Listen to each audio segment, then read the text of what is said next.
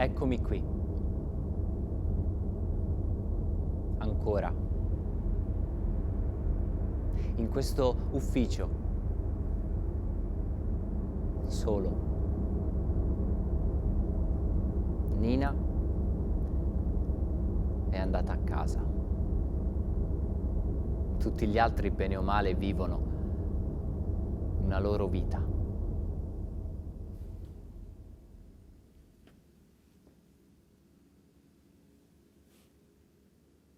Giorgio?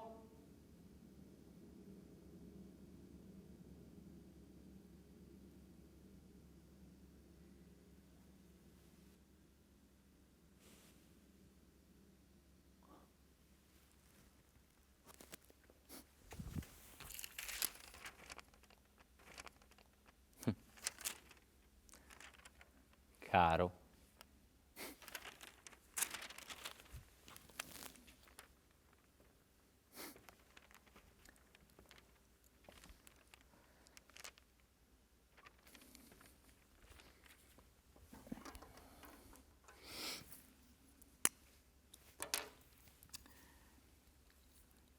Caro Giorgio,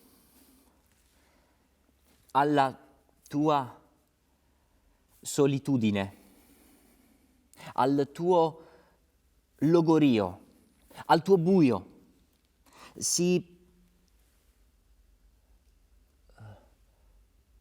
contrappone una mia stanchezza che in certi momenti non ha limiti e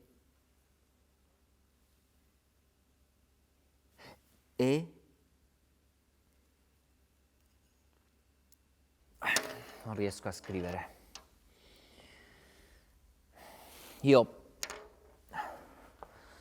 Eppure io scrivo lettere da sempre. In molti hanno anche ironizzato su questa cosa. Grassi scrive una lettera anche per dire che non ha il tempo di scrivere una lettera. Che poi non è così. Io ho sempre risposto ad ogni lettera in modo serio, rispettando l'interlocutore, non raccontando balle con risposte prefabbricate. Ho scritto. Scrivo. Ad ogni fine di tournée.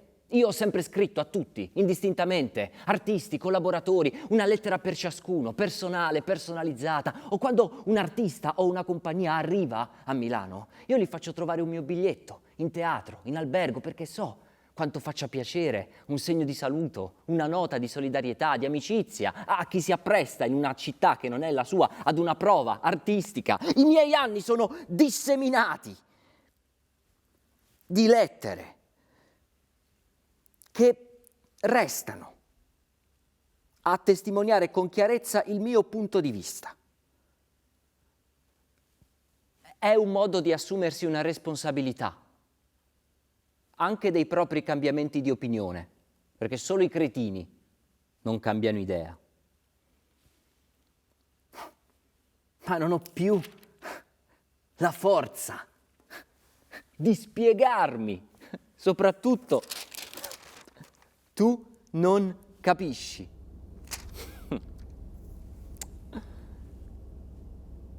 È lontano, Giorgio, ma anche io, come non mai, da questo nostro teatro, dalle vicende umane, quotidiane, minute che lo attraversano. E soprattutto qui,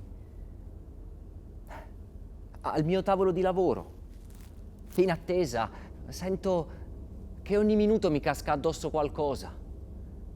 La piccola goccia di un fatto che mi riporta in contatto con ogni momento della mia vita. La testa stanca, il fisico logoro. Come salvare la barca in queste condizioni? Come continuare? Come uscirne?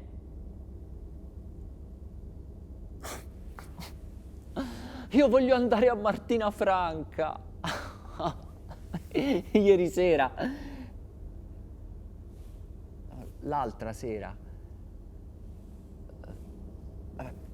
Una sera sono andato a mangiare in una piccola, cara trattoria pugliese, qui dietro il teatro, a Milano. Davanti a me un poster, la festa patronale di Martina Franca. Il lavoro è talmente impegnativo ora che io le feste le devo passare in ufficio.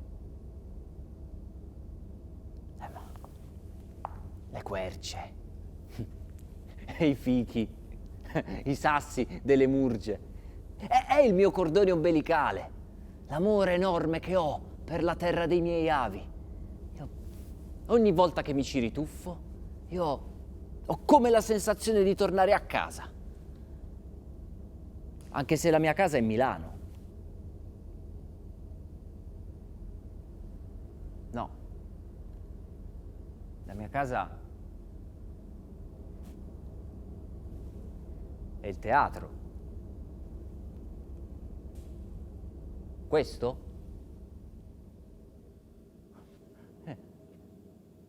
A teatro da piccolo ci andavo con mio padre. A 14 anni già ci andavo da solo. A 16 do una mano a organizzare lo spettacolo che inaugura la sede del liceo che frequento, il Parini, a Milano, in una palestra. Poi, l'ambiente che io odio di più in tutta la scuola.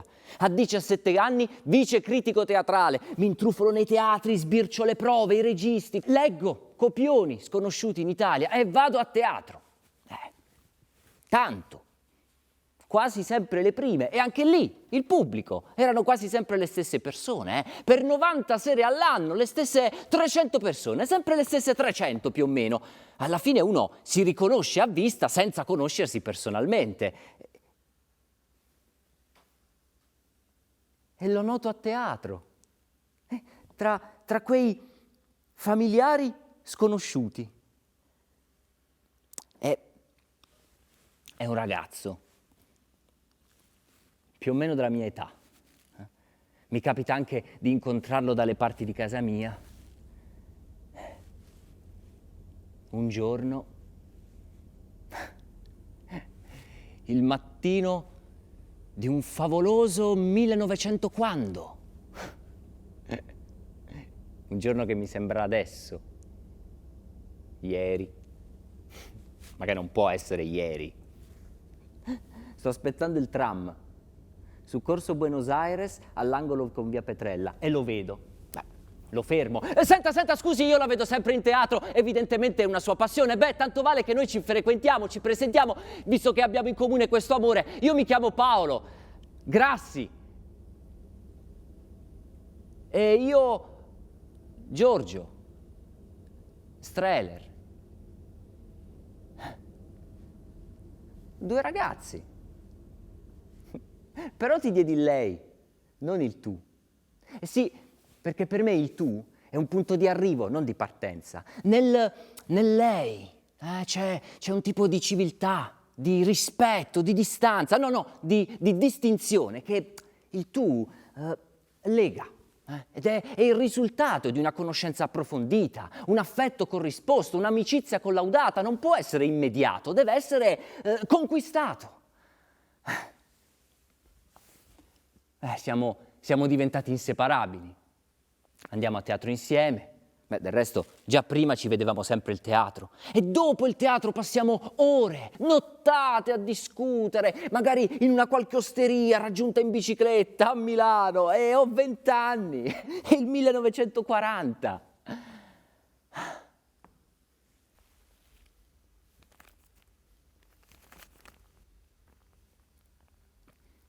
Paolo Grassi. Lei dice di avere delle attitudini organizzative. Perché non si occupa di mettere in scena La cena delle beffe di Benelli? Ma mi si chiede di diventare impresario di una compagnia teatrale. A 20 anni? Ma l'impresa è folle. Ma poi La cena delle beffe è un dramma storico, in tempo di guerra. Chi viene a vedere un dramma storico in tempo di guerra? Non ne abbiamo già abbastanza.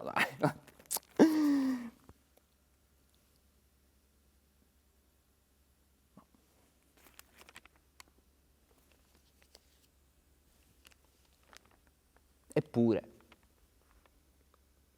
una buona organizzazione può tutto, Io ne sono convinto. Poi ho 20 anni, sono anche abbastanza incosciente da volerlo dimostrare. Accetto. Primo, mandare comunicati stampa a tutti i giornali. Secondo, stampare volantini. Terzo, improvvisare un'efficace campagna di diffusione bocca a bocca. Con un attore della compagnia noi ci mettiamo vicino alle vetrine dei negozi dove si vede l'assembramento di un gruppetto di persone e quando la chiacchiera è vivace noi saltiamo fuori e diciamo: oh, ma hai visto quanto è bello lo spettacolo La cena delle beffe di Benelli? Ma io non me lo perdo per nulla al mondo,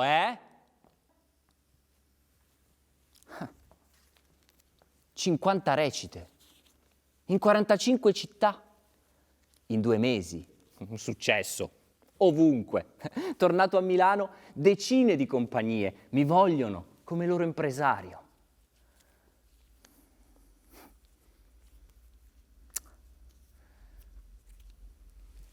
No, sono troppo giovane. Sono troppo incolto, sono troppo facile culturalmente. Io potrei essere un grande impresario, ma rimarrei un modesto intellettuale. Ma a me piace il teatro, immensamente. Il teatro per me è come l'acqua per i pesci. E piango, Credo di aver pianto un mare di lacrime su questa scelta. Ma torno a studiare. Abbandono la latitudine per sprofondare nel pozzo. Ma, visto che non c'è mai un momento giusto per venire chiamati alle armi, alla mia decisione di rimettermi a studiare sono seguiti 13 mesi passati tra allievi ufficiali. Che ambiente! Insopportabile. Rutti, bestemmie, peti, gli assalti alle infermiere. Io non so smontare il fucile. Non so proprio com'è. Non so saltare una corda tesa a 20 centimetri da terra. Ho il terrore del cavallo. Sulle pertiche poi mi aggrappo con fatica, poi scivolo ingloriosamente a terra. Non so fare il salto mortale. Ho provato una volta, mi sono insaccato, mi hanno portato in infermeria. Vabbè. Proprio in generale la palestra è l'ambiente di tutta la scuola che io odio di più in assoluto.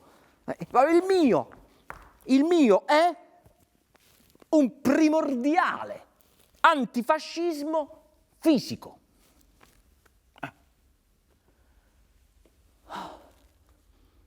Sono più un tipo da biblioteca.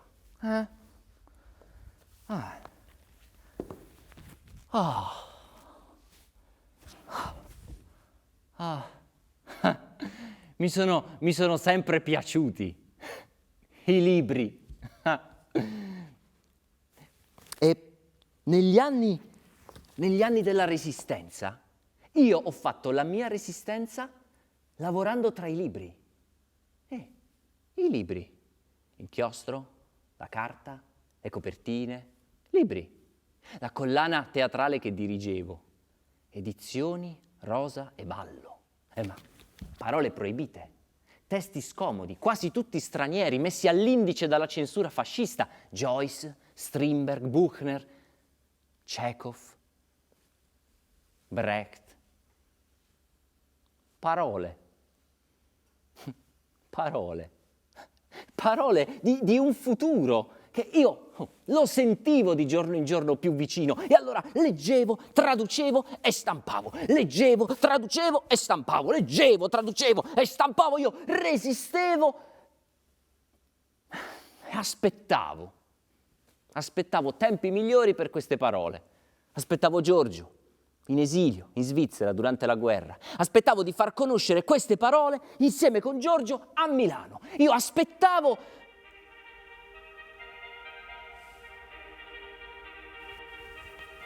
il 25 aprile 1945. Una data memorabile per la storia di Milano. Le giornate memorabili sembrano colossali soltanto nei libri di storia e invece sono il frutto di tanti piccoli coraggi che faticosamente si sommano fino a quando all'improvviso non appare l'imprevisto. E questo imprevisto si sparge per Milano fin da ieri sera. C'è come un sapore nuovo nell'aria. È la libertà. È nostra, questa ora terribile e sublime di tutti noi.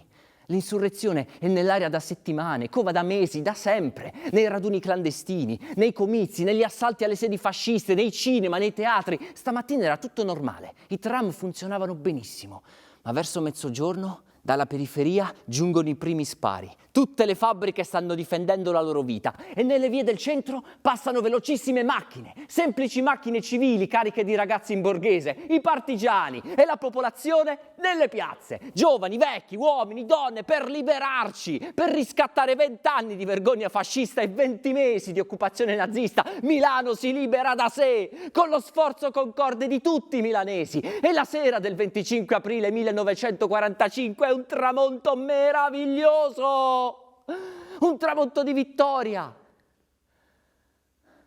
E in un silenzio impressionante, i milanesi si ritrovano liberi. Milano è insorta, Milano è libera, Milano è pronta. E io? Io continuo a occuparmi di editoria, continuo a leggere, far pubblicare il teatro che ancora nessuno conosce. Lavoro alla Federazione Socialista, organizzo manifestazioni, concerti, convegni. Mio cugino dice che io sono un socialista utopista. Se credere nell'uomo, star vicino agli umiliati, fare qualcosa per l'uomo è socialismo utopistico, allora io sono un socialista utopista. Intanto mi danno da organizzare anche le feste per la campagna elettorale che riconferma Antonio Greppi sindaco di Milano. Convegni teatrali in giro per l'Italia, Milano, Torino, Venezia, Novara, Mantova, vado dappertutto. Redattore teatrale dell'Avanti, quasi ogni sera a teatro, perché è necessario catturare i gusti del pubblico, il desiderio di qualcosa di nuovo, lontano dal repertorio fascista. È urgente, non è caduto soltanto un regime, è morta una cultura, una società. Ci sono ancora i cadaveri dei partigiani e dei fascisti fucilati per le strade, il cadavere di Mussolini è ancora a Piazzale Loreto. E voi, signori del vecchio teatro, ma non lo volete capire che un ciclo è chiuso per sempre? Qualcosa d'altro pulsa sotto le ceneri del nostro paese. No!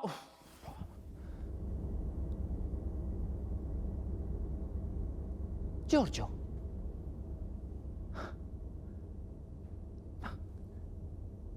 come stai? Come la pensi? Che giudizio dai delle cose? Oggi, in un'Italia così diversa.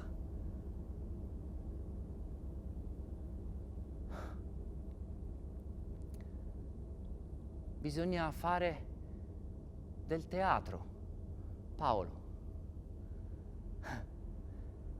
Lo abbiamo deciso. Insieme. Noi diamo a Milano il primo teatro a gestione pubblica del nostro paese.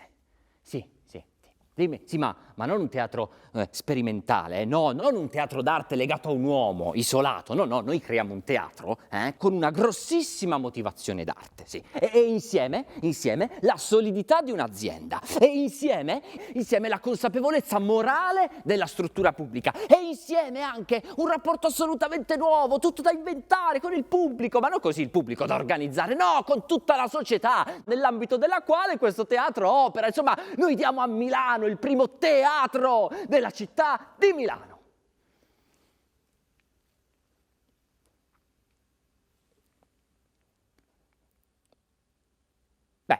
Giriamo per cercarlo, almeno, questo teatro, sì.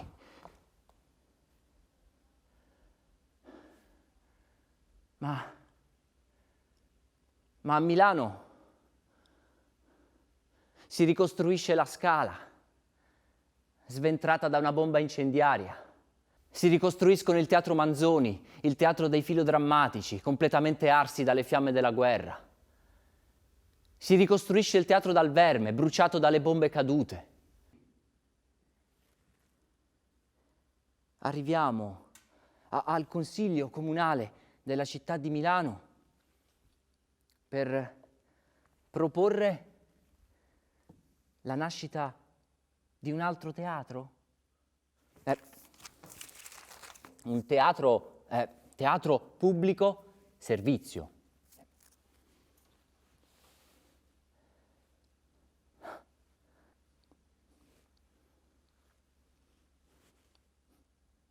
No. No. No, occorre il latte per i bambini. Occorrono i vetri per gli ospedali, i muri per le scuole. Occorre pensare alla ricostruzione materiale del paese. Le priorità del bilancio del comune sono altre. Il teatro può aspettare. No, che non si può aspettare.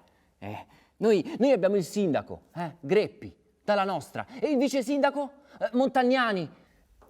No, una società civile è necessario che venga ricostruita sul piano materiale, ma altrettanto certamente una società civile è necessario che venga ricostruita anche sul piano morale.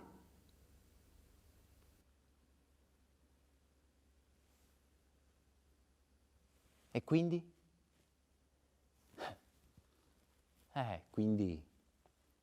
Quindi noi andiamo nelle fabbriche a parlare con gli operai, sì, con i sindacalisti, e nell'ora della mensa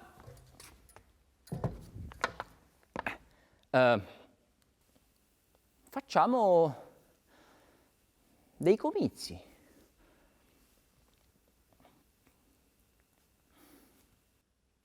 Compagni! Si dice compagni, no? Noi lo sappiamo che ci sono le scuole da ricostruire, ma sappiamo anche che la cultura è un bene prezioso, incalcolabile. Il Comune di Milano è pronto a far nascere il primo teatro italiano amministrato da un comune, un teatro popolare.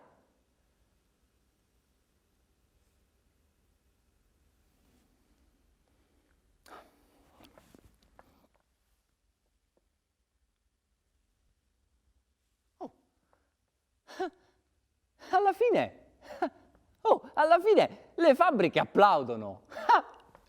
Alla fine il Consiglio Comunale della città di Milano, all'unanimità, vota per la nascita del nostro teatro pubblico servizio.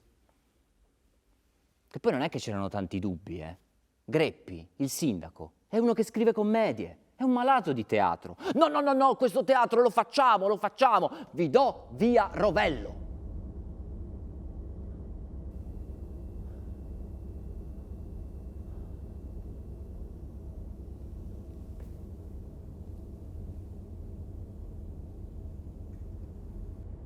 È una mattina di gennaio, infernale, più che invernale. È un piccolo cinema-teatro. Davanti a noi una porta di legno, chiusa con un catenaccio. Io la sfondo con un calcio.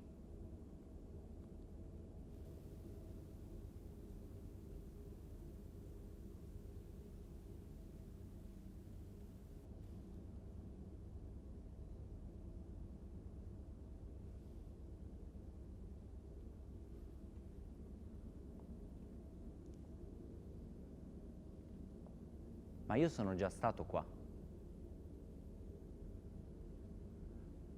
a salvare un mio amico, denunciato come sovversivo.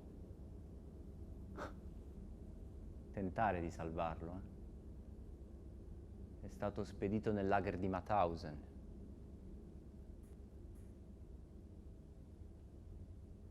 È morto.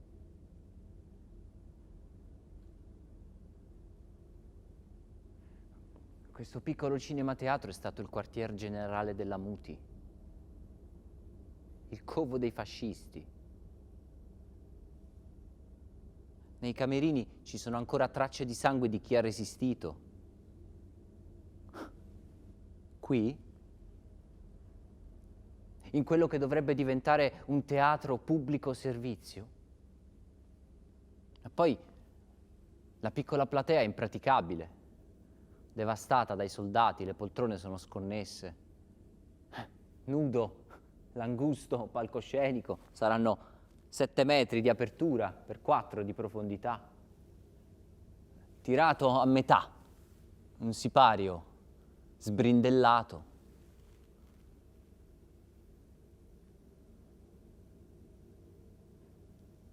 Improvvisamente, da un lucernario, un raggio di sole attraversa il palcoscenico, va a posarsi in un angolo.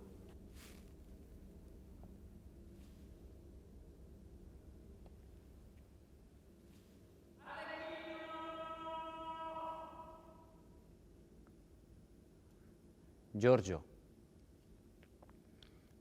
ma tu te la senti di fare del teatro?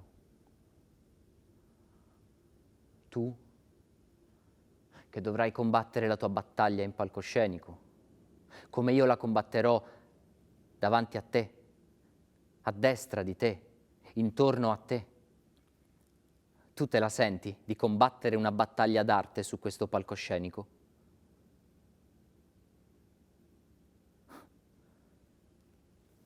Lasciami pensare stanotte.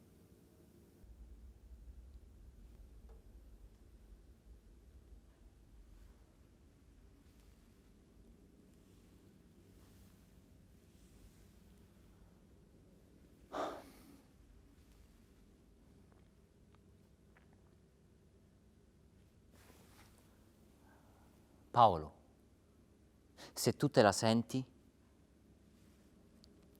io me la sento.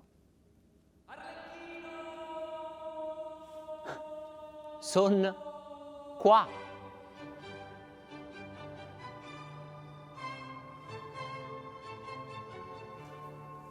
È il 14 maggio 1947 e il Sestetto d'Archi della Scala intona una piccola serenata notturna di Mozart, il grande teatro italiano di tradizione che tiene a battesimo il primo teatro di prosa a gestione pubblica del nostro paese.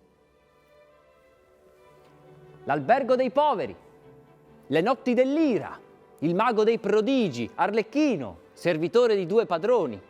Ma al di sopra del cartellone, al di sopra dei lavori presentati e che presenteremo e che speriamo incontreranno sempre una discussione fertile, voi, pubblico, veniteci sempre incontro in questo nostro diuturno atto d'amore per il teatro. Siateci amici, con il vostro applauso, con il vostro appunto, con la vostra partecipazione. Fate che da voi si diparta in Milano, questa nostra meravigliosa città che tutto sa e tutto può credere, l'affetto e la solidarietà per questo nostro piccolo teatro, nostro e di tutti gli spiriti eletti.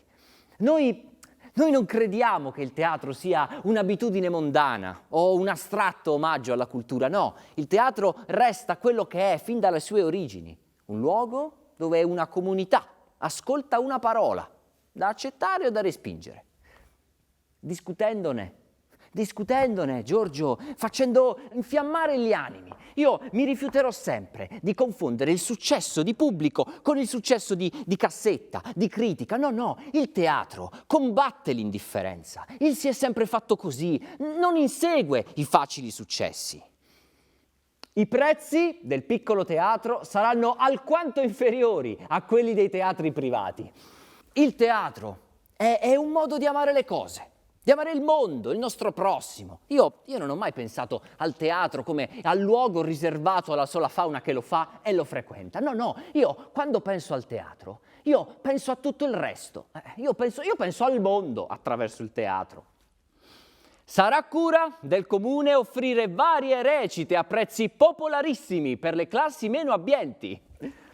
Che il cittadino capisca o non capisca interamente l'opera d'arte non è estremamente importante. L'opera d'arte ha un suo messaggio, di questo messaggio può arrivare la totalità o soltanto arrivare una parte. Il problema è che ne arrivi una parte. No, io sono convinto che l'arte abbia una funzione prepotentemente sociale e che essa sia arte nella misura in cui arriva, è fatta propria, diventa utile, al di là della bellezza formale, per tutti i cittadini. I cittadini di Milano hanno ora il loro teatro. Non ci resta altro da fare se non portare questo nostro modo di amare l'uomo in giro, per il mondo. In un mondo conteso, spesso diviso dalle armi, affidato alle sottili trame della diplomazia, la limpida voce degli scambi culturali dà alle tournée la sua imprescindibile funzione, una politica di pace e di reciproca intesa tra gli uomini. È inconcepibile che si pensi sempre solo a liquidare e mai a creare. Per il bene del piccolo teatro io sono pronto a qualunque sacrificio personale, ma mai arretrare sulla strada intrapresa. Passi indietro? No, altrimenti cambio mestiere. Quest'anno si era detto, spettacoli semplici, pochi personaggi, niente complicazioni.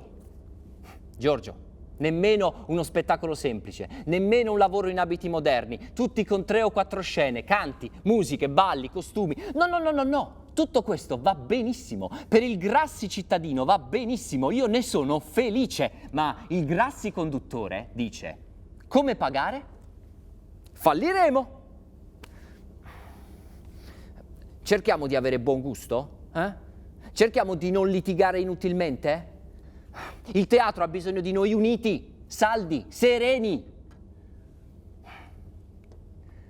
Se effettivamente il piccolo ha il ruolo di motore della vita teatrale milanese che tutti i giornali ci assegnano, perché la stessa stampa milanese si è fiaccamente battuta o non si è battuta affatto affinché ci venissero accordati fondi proporzionati ai nostri sforzi? Milano ha chiesto troppo e ha dato troppo poco al piccolo teatro diretto da Grassi e da Strehler. Giorgio, è difficile chiedere quanto chiedo a un disamministrato come te, ma io ritengo che il primo sforzo che tu devi fare è quello del metodo e della puntualità. In fondo il teatro è al di sopra di noi, delle nostre crisi. No, io lo capisco perfettamente che cosa significa, l'ansia per la perfezione non raggiunta, un non finito artistico, il dubbio della riuscita o peggio la materia sulla quale si sta lavorando, ma santo cielo, è sempre così per te. E allora fammi sapere come intendi mettere a posto i tuoi conti. In grave situazione. Il teatro non ha una lira. Siamo finalmente in secca. Completa. Come era da prevedersi.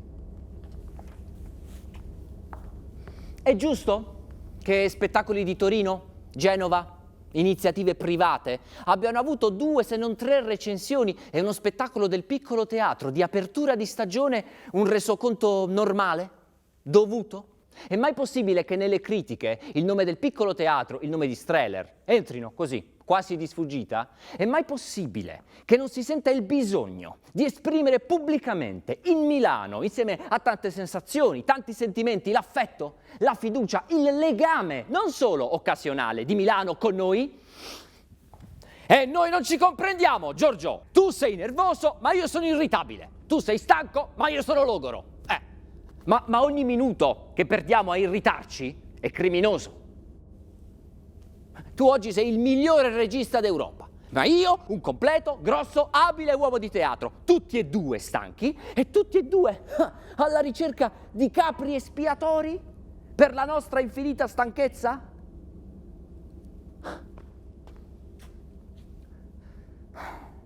L'anno scorso abbiamo speso 9 milioni e rotti. Abbiamo perduto più della sovvenzione.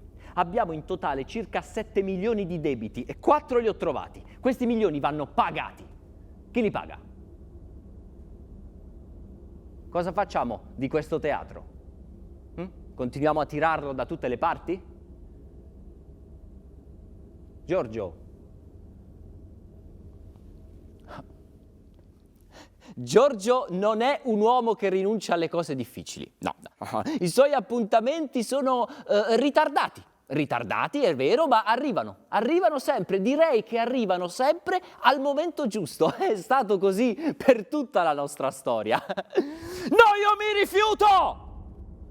mi rifiuto, quale amministratore di un ente pubblico, di non tenere in considerazione quella che si chiama opinione pubblica, alla quale è mio dovere portare rispetto, estrema attenzione.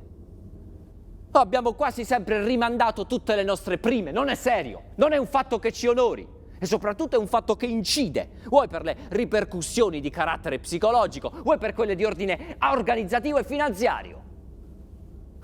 Tutti i problemi vengono rinviati, sempre rinviati, accantonati, e ogni rinvio, ogni accantono ci costa denaro, Giorgio, denaro che non abbiamo!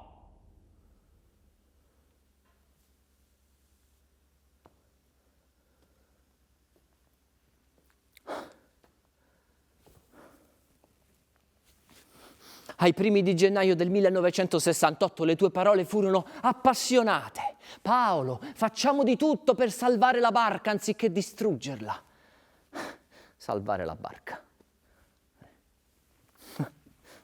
Io vivo in uno stato di intolleranza del teatro, motivata dalla delusione di vedere come le nostre due strade divergono sempre di più. Dalle delusioni che mi sono offerte in questa stagione in cui ancora una volta, come sempre, io mi sono buttato a capofitto nel lavoro.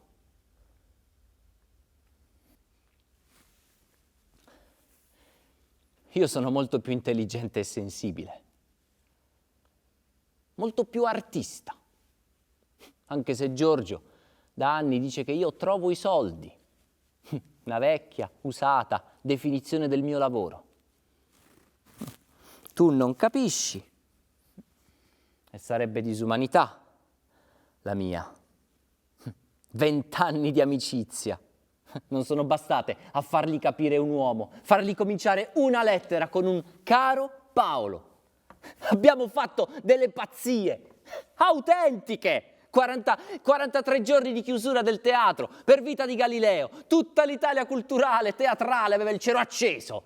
Una minoranza in buona fede, con autentica tristezza per l'imminente morte del piccolo teatro, ma la maggioranza aveva il cielo pronto perché noi, gli scomodi, ci saremmo tolti dai piedi, no? Senza un pazzo, come me, immodestamente, ma un poeta dell'organizzazione. Noi non avremmo mai potuto farli questi spettacoli.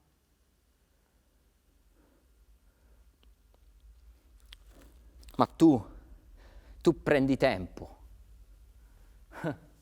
per pensare, tempo per riflettere, che non abbiamo. Qua non abbiamo a febbraio gli spettacoli che faremo ad aprile. Hai voglia di morire, non hai voglia di niente, sei in crisi, è in crisi.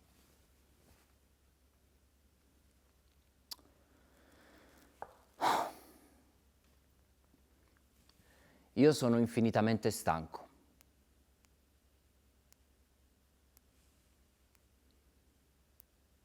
Senza prospettive, senza decisioni, senza avvenire. Siamo tutti finiti. Forse dobbiamo finire. Il sipario cala, stritolandoci, perché non era una barca il nostro teatro, Giorgio, è un carretto in pezzi.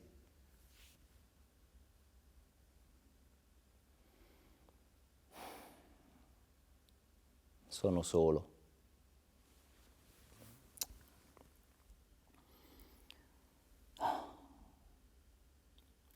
Sono solo ed è luglio. Il 19 luglio 1968, un giorno di piena estate. Io sono qui, al caldo, a recuperare un po' del lavoro forzatamente perduto. I trulli, definitivamente lontani. Prenderò qualche giorno di riposo sul lago, riposo distensivo, sereno. La nostalgia della Puglia mi resterà. Prenderò un riposo.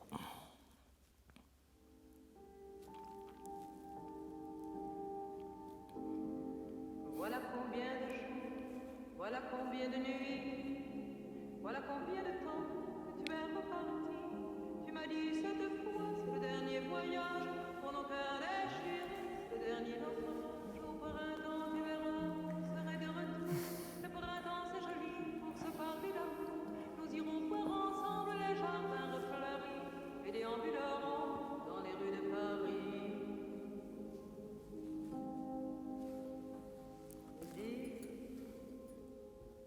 Quand reviendras-tu? Dis, au moins le sais-tu que tout le temps qui passe ne se rattrape guère, que tout le temps perdu ne se rattrapera plus. Le printemps La casa trema, Nina. Siamo rimasti io e te. Giorgio. Giorgio. Giorgio è ricominciare. Ricominciare. Sai che per ricominciare noi dovremmo tornare alle origini? Milano, una città così uguale e così diversa oggi. Così diversa oggi dalla Milano in cui abbiamo cominciato. Bisogna riconquistarla, dialogarci, far circolare dell'energia, uno scambio equo con la città. E semplicemente, perché non portiamo casa nostra fuori di casa nostra? Perché non portiamo il teatro dove il teatro non esiste, dove esiste solo la televisione? Lo chiamiamo TQ. Teatro quartiere. Quartiere. Gratosoglio, Baggio, Bandenere, Palmanova, Corvetto, Quartoggiaro, Comasina. Un piccolo tendone da circo, rosso e blu. E dove arriva il tendone arrivano anche i nostri spettacoli. È democrazia, Nina. È la democrazia che la cultura deve costruire, perché la democrazia è il risultato di un equilibrio di diritti e di doveri. Se esistono solo doveri, si chiama dittatura. Se esistono solo diritti, non si chiama, in nessun modo. E noi soffriamo proprio di questo, di una società piena di egoismi, piena di diritti, una società che non intende legare i propri diritti ai propri doveri. Infatti nessuno vuole fare sacrifici, anche se il sacrificio di una piccola parte di sé è il concetto fondamentale del vivere civile. Facciamolo adesso. Adesso che siamo lacerati, il sacrificio. E serve anche un teatro scuola, Nina, per educare il pubblico di domani. Migliaia di occhi, dai 6 ai 18 anni, e organizziamo anche delle colazioni teatrali per quelli più piccoli. E in Via Rovello la vita teatrale continua, sì, regolarmente ripetendo. Il cartellone c'è, gli spettacoli si provano, debuttano, fioriranno le critiche negative. Sono pronto. Si accenderanno ceri votivi per il fallimento, la chiusura. Sono pronto a tutto, Nina. Io sono pronto alla risposta di Milano.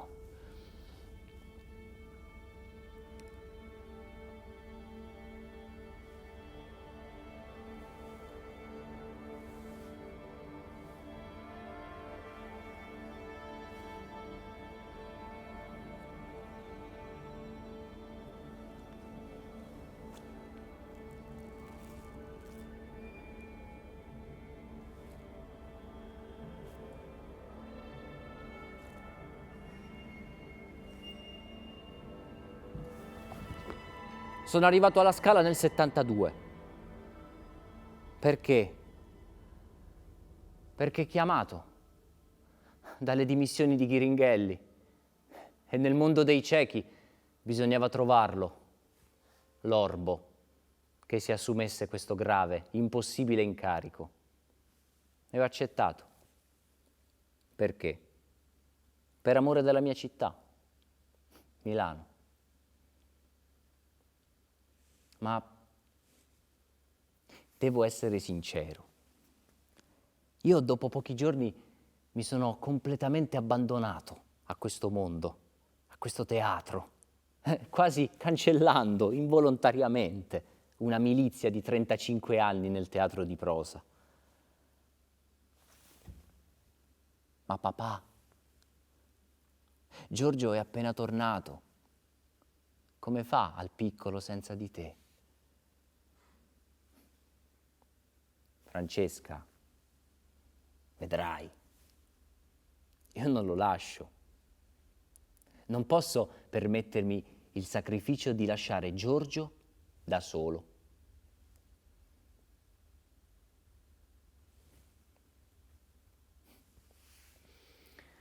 Il più grosso sacrificio personale l'ho fatto non chiedendo a Nina di seguirmi alla Scala. Non c'è mai stato bisogno di tante parole tra di noi.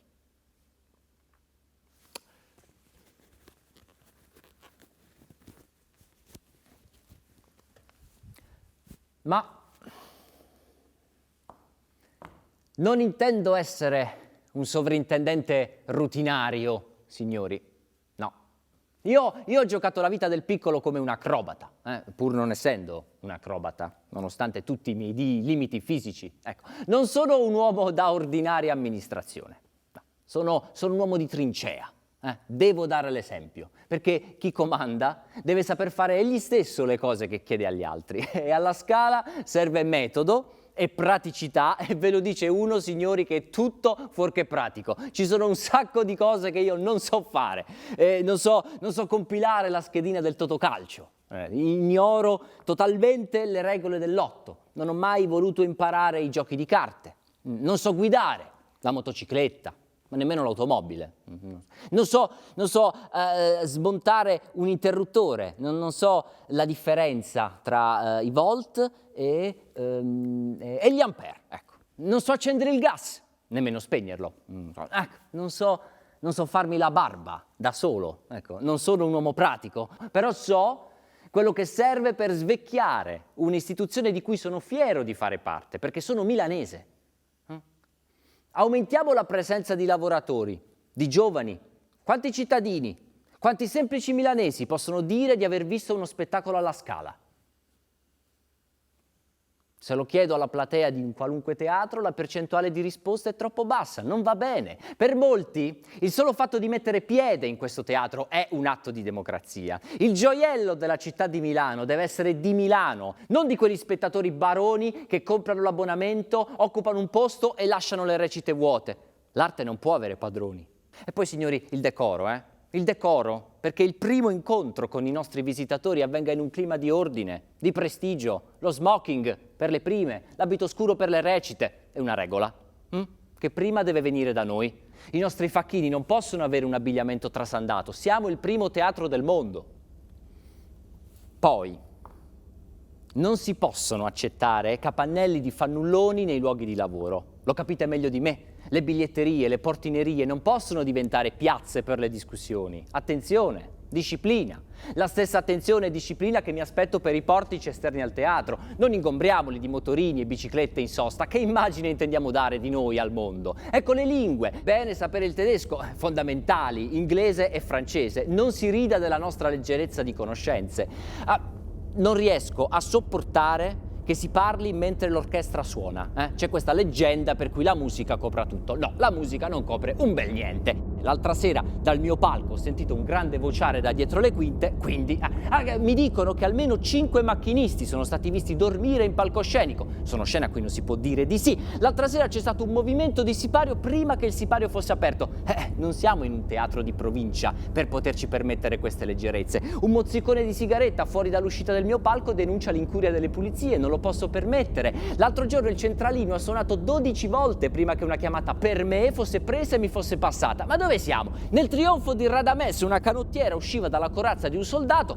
Se passano queste incurie siamo finiti, tutti finiti.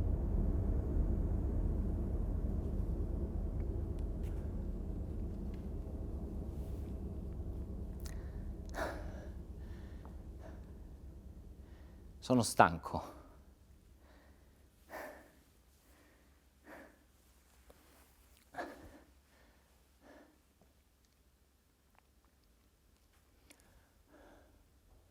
Ci sono dei giorni in cui io non me la sento, non ce la faccio. Giorni in cui lavoro con un'enorme fatica e tutte le cose mi sembrano difficili. E allora mi viene una voglia matta di gettare la spugna e abbandonare la partita. Ci sono dei pomeriggi in cui la mia unica evasione è avere Francesca seduta accanto a me.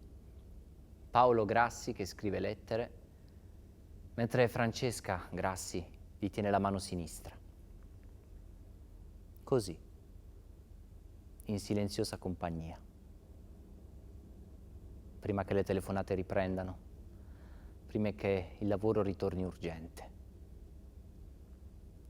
Ci sono dei giorni in cui io non mi sento all'altezza di sapere o poter risolvere i problemi che mi stanno davanti.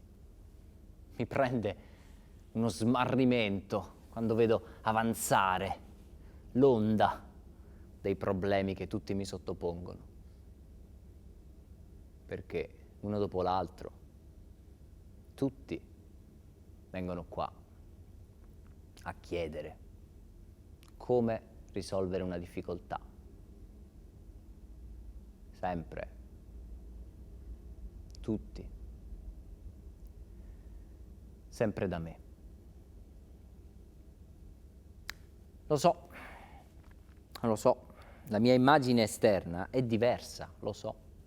Sembra che io abbia una resistenza illimitata, una volontà sempre fresca di lottare, di vincere. In realtà, io non sempre vado a letto la sera pensando di aver fatto tutto e di averlo fatto bene. E non sempre la mattina io ho voglia di ricominciare.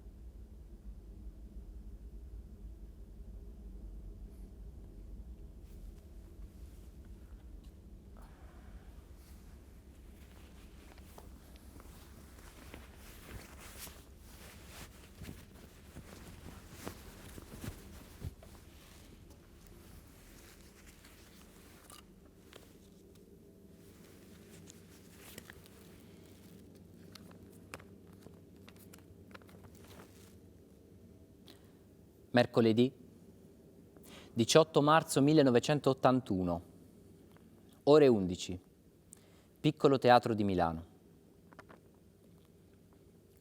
Caro Paolo, non avrei mai pensato di scriverti questa lettera, che batto sulla mia vecchia macchina di sempre, quella sulla quale ti ho scritto migliaia e migliaia di lettere e che per un misterioso segno mi si è rotta sotto le dita mentre scrivevo, pochi attimi fa. Non voglio, non so commemorarti, perché di uomini vivi come te non si commemorano. Si ricordano, si amano, si capiscono quando se n'è capaci e basta. Voglio soltanto parlarti ancora un poco, ancora un attimo. E parlando di te, fatalmente parlare anche di me, tanto indissolubilmente sono stati uniti i nostri due destini per tutta una vita. A dire la verità non abbiamo quasi mai parlato noi due come fanno le persone serie, di sé, tra loro. Abbiamo parlato molto, ma abbiamo parlato soltanto di teatro. Abbiamo amato solo il teatro. Ci siamo lacerati solo per il teatro. Abbiamo talvolta anche quasi distrutto la nostra amicizia soltanto per il teatro. Ma per un teatro che per noi è stato casa, famiglia, Natale, Capodanno, tutte le feste degli uomini. Un teatro che era storia e vita, riassunta da qualche poeta, rivissuta in qualche spettacolo, recitato da uomini su un palcoscenico di legno per altri uomini. Teatro era il nostro sogno, per una società diversa, più umana, più solidale, una società in cui gli uomini potessero essere innanzitutto liberi, ma anche più felici, meno soli. Il tuo teatro è stato tutto fatto contro la solitudine dell'uomo, quella solitudine cosmica che tu, creatura del sud trapiantata qui, tanto bene conoscevi. Molto ingenuo, vero, questo concetto dell'arte così intesa? Arte e teatro intesi come qualcosa di molto semplice, da poter portare in mano, da potersi portare a casa, da guardare, riguardare. Arte e teatro che aiutano a capire, che aiutano a sperare, dunque aiutano a vivere. Tu al teatro hai dato tutto quello che era umanamente possibile. Hai dato la vita. Hai insegnato al mondo che cos'è questa missione del teatro, che cosa significa essere un uomo di teatro, che cosa significa essere un uomo di cultura. Con te sparisce un certo modo di stare al mondo. Un mondo, per esempio, in cui si è capaci ancora di rispettare la parola data, in cui contano i patti fatti, in cui contano le promesse enunciate, in cui anche nella polemica più acuta si deve essere capaci di rispettarsi umanamente, insomma, di comportarsi da persone civili. Come ti appartiene questa parola? Vivere ed essere civili in questa società che frana con così poca dignità. Perciò, quando mi hanno chiesto, mi chiedono e mi chiederanno ancora di che cosa sei morto tu veramente, io rispondo che sei morto di teatro, sei morto di lavoro, sei morto di un enorme, incredibile lavoro. E anche se sembra retorica, perché non si usa più morire di queste cose in un mondo di gelo come il nostro, sei morto anche un poco di dolore del mondo. Dolore per un mondo che pareva aver tradito tanta parte di quello per il quale avevamo lottato e tu avevi lottato. Non so se tu avresti amato questa piccola, terribile cerimonia funebre. Sono io che ho fatto le luci, sono io che ho messo su scena il mio mestiere, il mio dovere, ma l'ho fatto come un cieco che sa qualcosa a memoria, con le dita, non con gli occhi. Qui non ci sono né bandiere, né corone, ma c'è il nostro bene. C'è questo poco di musica di Mozart che noi due abbiamo tanto amato e c'è questa casa, povera, di tetro rosso stinto, ma piena di fantasmi, piena della nostra giovinezza, della nostra maturità, degli amori che abbiamo consumato, si può dire, tra un atto e un altro di una commedia o una tragedia, pieno della nostra ira, della nostra tenerezza, della nostra incredibile stanchezza. Voci e suoni che abbiamo fatto nascere insieme e che si sono spenti perché nascessero altri suoni per altri uomini anche dopo di noi. E intanto tu ti allontani sempre di più in questo vuoto, ti allontani sempre di più in questo buio che per noi è la morte. Io starò qui, da solo, nella sala vuota, come un tempo, ma con l'ombra di te seduta accanto. Perché naturalmente tu da questo teatro non te ne sei mai andato. Non te ne andrai mai. Per questo tutto continua. Tutto continuerà qui nel teatro. Si è recitato la sera della tua scomparsa, si è recitato il giorno dopo, si reciterà domani, uno spettacolo che è anch'esso una memoria e un brandello vivo del teatro che abbiamo voluto e amato. Tutto sarà regolarmente ripetendo, secondo la nostra vecchia formula del teatro, quella che noi scriviamo sugli ordini del giorno, perché tu non avresti mai voluto che il teatro si arrestasse. Ebbene, non si arresterà. Ieri non ho provato, non ce l'ho fatta, ma non avere paura. Tutto regolarmente ripetendo, è nel tuo segno, per quella visione che fu tua, che fu mia, che fu nostra, di un mondo più umano e quindi fatalmente di un teatro più umano. Un teatro a glorificazione dell'infinita complessità e libertà e mistero dell'uomo, al suo destino, che noi abbiamo sempre creduto incrollabilmente meraviglioso, anche se tanto lontano da poterne scorgere appena appena un tenue bagliore.